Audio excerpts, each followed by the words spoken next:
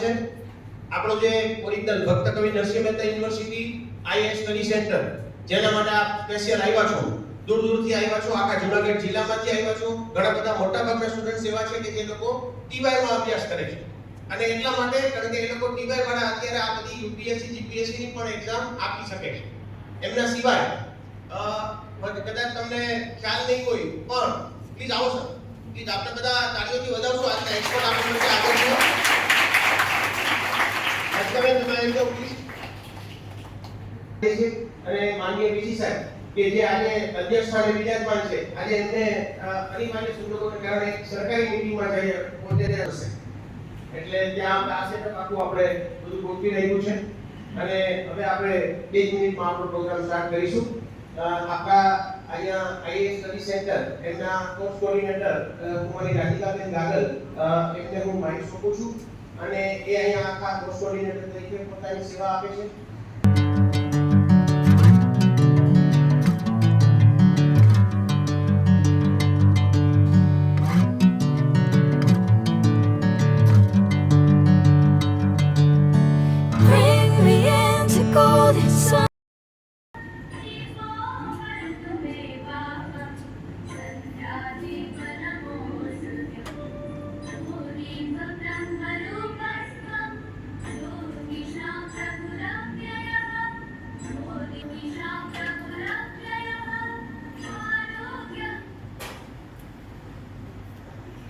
તો ત્યારે ચોક્કસ તમારામાં કંઈક પરિવર્તન આવશે એવી મને પૂરી શ્રદ્ધા છે.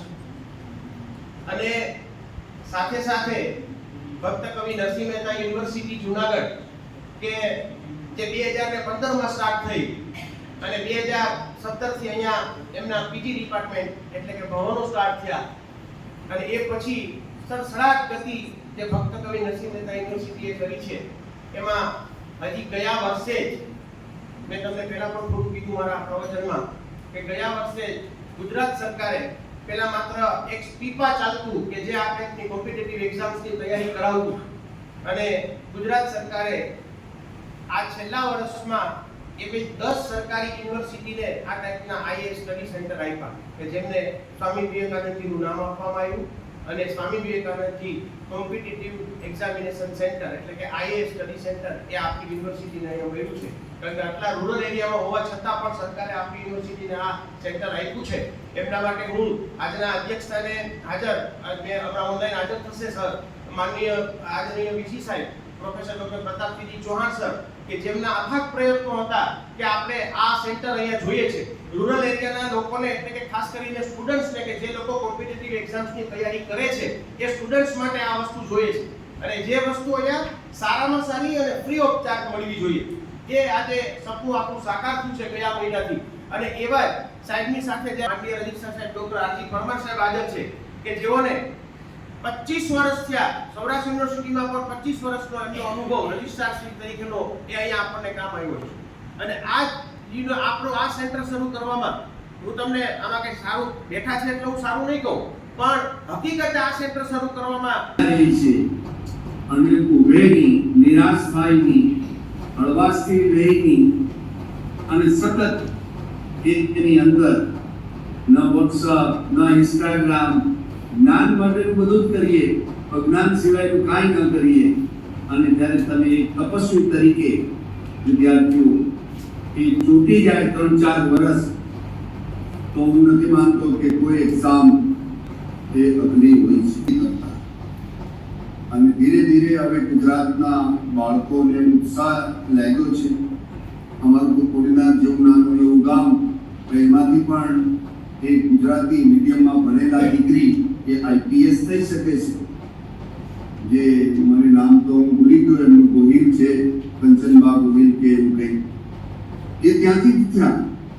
તો હવે આવા લોકો આવા વિસ્તારમાંથી લોકો એમ કહેતા કે ભણવાને લઈને શું લેવા દેવા, પણ એવા સમાજમાંથી એવા લોકો હવે ઉભરી આવ્યા છે, લોકો જાગૃત થયા છે. સરકાર એના માટેની ખૂબ મહેનત કરી રહી છે.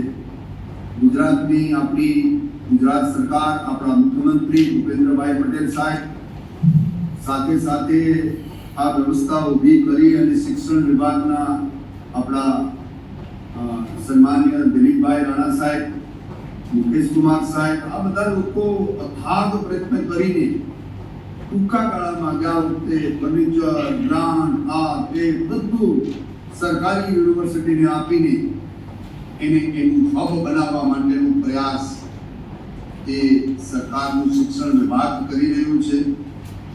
મને બહુ જ આનંદ થાય છે. હું સાહેબના અને બધાના, આપણા બંને મોટા સાહેબો, શિક્ષણ મંત્રી પ્રદ્યુમનભાઈ, આ બધા લોકો આપણા ગામડાના જે વંચિત અને પીડિત છે, જે સુકામાં જઈ શકતા નથી અમદાવાદ, તો એવા નાના નાના સેન્ટર એ યુનિવર્સિટી લેવલ ઉપર બનાવવાના અને એની અંદર જે એક્સપર્ટ આવે, દિલ્હીથી વ્યાખ્યાન થાય, એને કનેક્ટ કરવાના. મૂળ તો અમે બધા તમને એ સ્ટાર્ટઅપ આપી શકીએ, તમને હેન્ડલ મારીને ચાલતું એન્જિન કરી દઈએ, એને રન કરવાનું કામ, એને પેટ્રોલ નાખવાનું દરરોજનું કામ એ તો દરેક વિદ્યાર્થીએ જ કરવું પડે. અને જે વિદ્યાર્થી એવું માનતા હોય કે મારો આ વિષય નબળો છે, એને કારણે હું ન કરી શકું, તો કોઈ વિષય નબળો હોતો નથી. એના માટેનો પ્રયાસ કરવા જરૂરી છે. તો આજે આપ સૌ વિદ્યાર્થીઓ, ભાવિકભાઈ, રાધિકાબેન, અમારા ભાઈ પરાગભાઈ, અમારા એકાઉન્ટ ઓફિસર કીર્તિબા અને અમારા રજિસ્ટર આજી પરમાર સાહેબ, એ લોકોને પણ એ જ વાત કહીશ કે આપણાથી થાય એટલી મહેનત આપણા બાળકો માટે આપણે કામ કરવું જોઈએ અને બાળકોએ તપસ્વીની જેમ મહેનત કરવી જોઈએ. અમે લોકો તમને જે કંઈ માર્ગદર્શન આપી શકીએ એ બધું આપીએ છીએ. આ બધા પ્રયાસ કરો અને ખૂબ સારું પરિણામ. આ વખતે પણ આપણું પરિણામની અંદર 2 વિદ્યાર્થી, મને પરાગભાઈએ કીધું કે 2 વિદ્યાર્થીએ એક્ઝામ ક્લિયર કરી છે, એકાદ વિદ્યાર્થી નોકરીમાં પણ સરકારી લાગી ગયા છે. તો ધીરે ધીરે આપણું સેન્ટર આમ તો છેવાડાનું સેન્ટર કહેવાય. હું સવારે 5 વાગે નીકળું તો અત્યારે ગાંધીનગર પહોંચું. એટલે આપણે ડિસએડવાન્ટેજ છે એ પ્લેસનું, તો એ ડિસએડવાન્ટેજ છે એને કોમ્પિટિટિવ એડવાન્ટેજમાં કેવી રીતે આપણે કન્વર્ટ કરી દઈએ, તે આપણી તાકાત છે. અને ગામડાનું બાળકની તાકાત ખૂબ હોય છે. જો એ બીજી જગ્યાએ એની શક્તિ વાળે નહીં તો એક જ જગ્યાએ કોમ્પ્રિહેન્સિવ થઈને એટેક એના પર કરવામાં આવે તો મને લાગે છે કે યુનિવર્સિટી આવતા વર્ષોની અંદર ખૂબ સારા પરિણામ અને સેન્ટર આપણો આઈએસ બહાર પાડે, આપણો આઈપીએસ બહાર પાડે, જ્યાં જાય ત્યાં એ કહે કે હું આ સેન્ટરમાં ભણીને આવ્યા છે, એને લગાવ રહે જ. તમે કહો કે હું ભક્ત કવિ નરસિંહ મહેતામાંથી આવું છું અને એ કલેક્ટર તરીકે ક્યાંય પણ હોય તો પણ એને એક નાનું લગાવ, જેને લોકો મોહ કહે છે, હું મોહ નથી કહેતો, એને મમતા કહું છું. એ મમતા લાગ્યા વગર રહેતી. જે જગ્યાએ આપણે કામ કરતા હોય, ભણતા હોય, મોટા થતા હોય, એનો લગાવ એ ખૂબ પોઝિટિવ લગાવ બધાને રહેતો હોય છે.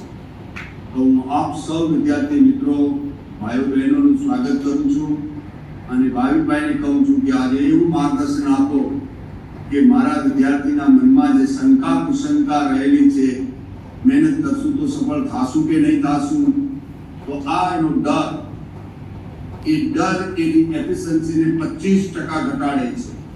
એ ડરથી મુક્ત થઈ જાય અને મહેનત કરવા વળગી જાય અને મહેનત કરવામાં જે એને જરૂર પડે.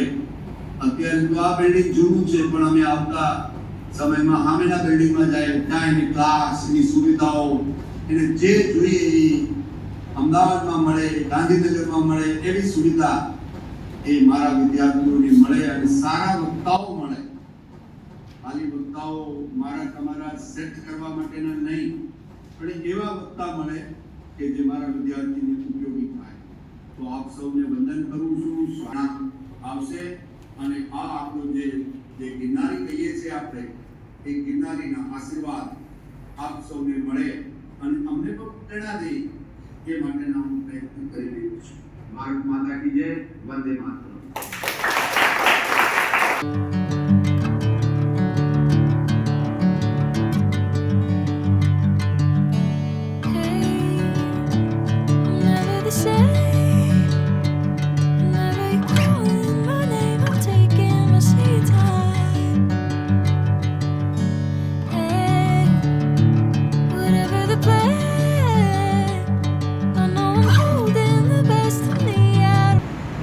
સરકારે પ્રયત્ન ખૂબ કરે છે કે ગુજરાતમાં સૌથી વધુમાં વધુ આઈએએસ આઈપીએસ થાય, જીપીએસસી પાસ થાય, પોતાની કેરિયર બનાવે, સેન્ટ્રલ સર્વિસમાં બનાવે કે સ્ટેટ સર્વિસમાં.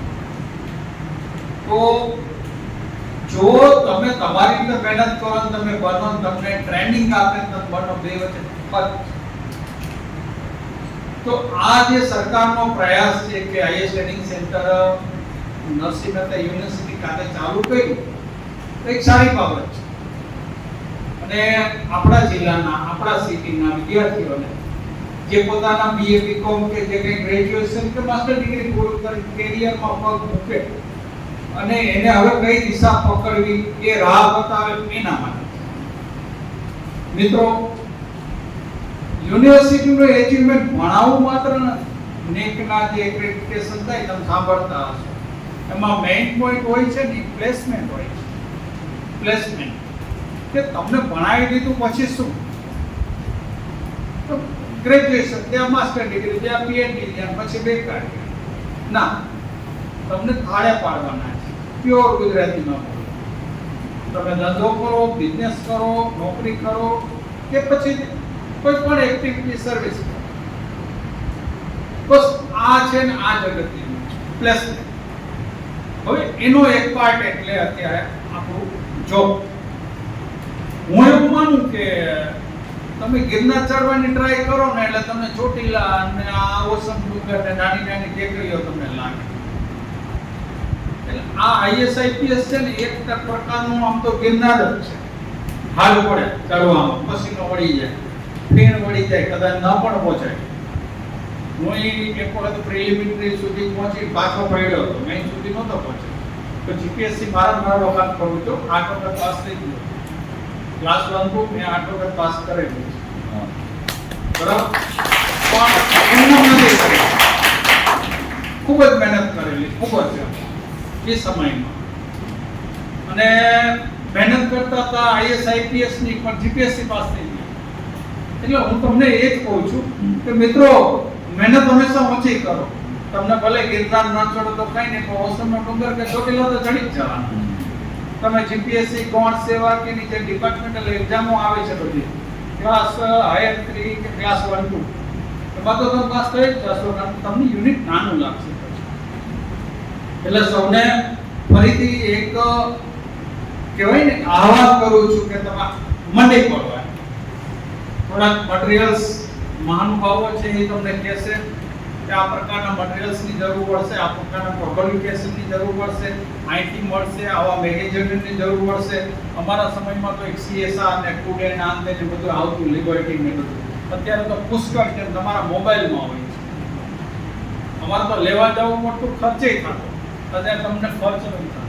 તમારે સીધે સીધું તમે ઓપન કરો એટલે થોડા ખર્ચમાં, કદાચ ને થોડા ખર્ચમાં તમારે અવેલેબલ છે. માત્ર ને માત્ર તમારે તમારો જુસ્સો બતાવવાનો કે મારે કંઈક બનવું છે, મારે મારા ફેમિલીને આગળ લાવવું છે. તમે એક નોકરી લાવશો એટલે તમારું ફેમિલી, તમારા આજુબાજુનું ફેમિલી, તમારા એરિયામાં તમે મોટિવેશન ગ્રુપ એક વ્યક્તિ બની જાય. બસ આ એક જ કહું છું કે જે એક્સપર્ટ આવ્યા છે, બીજા પણ એક્સપર્ટ આવશે, એને સાંભળજો બરાબર. અને એને જે કહેવાય ઉતારજો, મનમાં ઉતારજો, થોડી ચોટલી બાંધતા શીખજો. ચોટલી વગર નહીં થાય. કારણ કે અમારા સમયમાં એટલી કોમ્પિટિશન નહોતી. તમારા સમયમાં સામે કોમ્પિટિશન છે. એ કોમ્પિટિશનમાંથી તમારે પાસ થવું હોય તો તમારે ચોટલી બાંધતા શીખવું પડશે.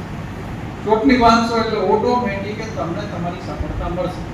તમે, હું એક જ કહું છું, એક પક્ષીને એકી સાથે પક્ષીના ટોળા ઉપર તમારે કામ આવવું. કદાચ આઈએસ આઈપીએસ ન થવાય કોઈ ચિંતા નહીં કરતા, જીપીએસસી તો ક્લિયર થશે.